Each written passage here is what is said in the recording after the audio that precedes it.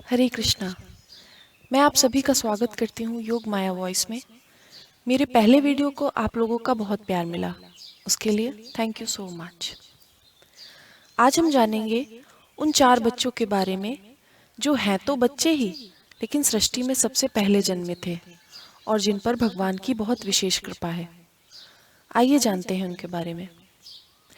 सृष्टि की शुरुआत में ब्रह्मा जी ने जैसे ही रचना का प्रारंभ करना चाहा, तो उनके विचार करते ही उनसे 4 कुमार उत्पन्न हुए, जिनके नाम हैं सनक, सनंदन, सनातन और सनत कुमार। ब्रह्मा जी ने हजारों वर्षों तक तपस्या करके हृदय में भगवान विष्णु का दर्शन पाया था।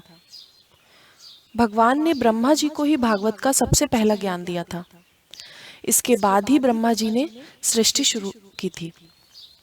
ब्रह्मा जी का हृदय बहुत पवित्र और भगवान में लगा हुआ था।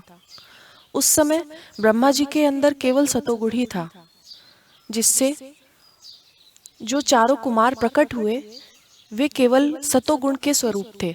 उनमें ना तो रजोगुण था और ना ही तमोगुण, ना तो उनमें निद्रा थी और ना ही आलस, और ना ही उनको सृष्टि के किसी भी कार्य में रुचि थी।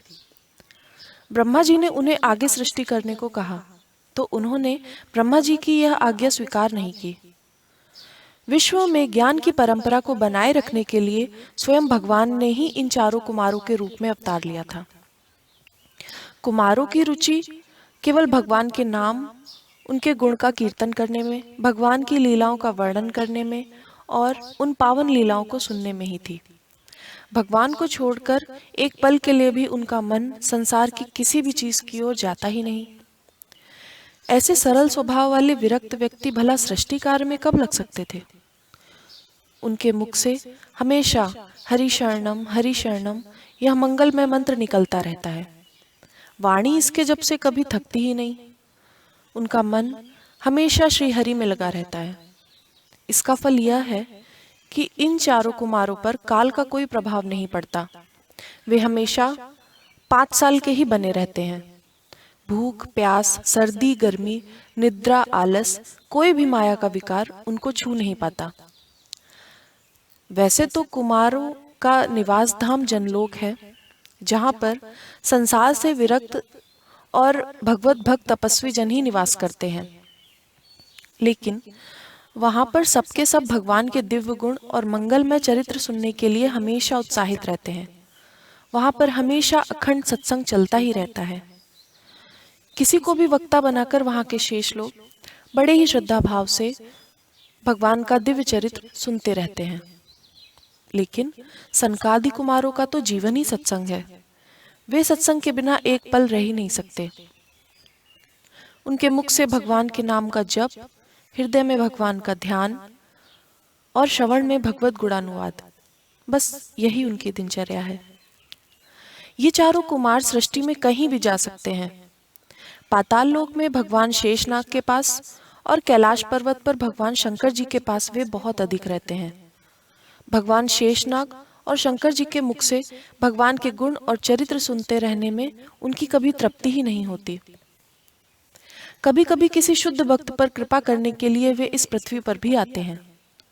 महाराज पृथु को उन्होंने ही भागवत का ज्ञान दिया और देवर्षि नारद जी ने भी कुमारों से ही श्रीमद् भागवत का श्रवण किया।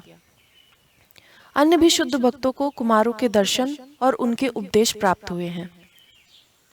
भगवान विष्णु के जो द्वारपाल हैं जय विजय, उन्होंने एक बार इन कुमारों का अपमान किया था, जिससे उन्हें वैकुंठ से निकाल दिया गया और 3 जन्मों तक उन्हें असुर योनि में रहना पड़ा, क्योंकि भगवान को यह बिल्कुल भी अच्छा नहीं लगता कि कोई उनके शुद्ध भक्तों का अपमान करे।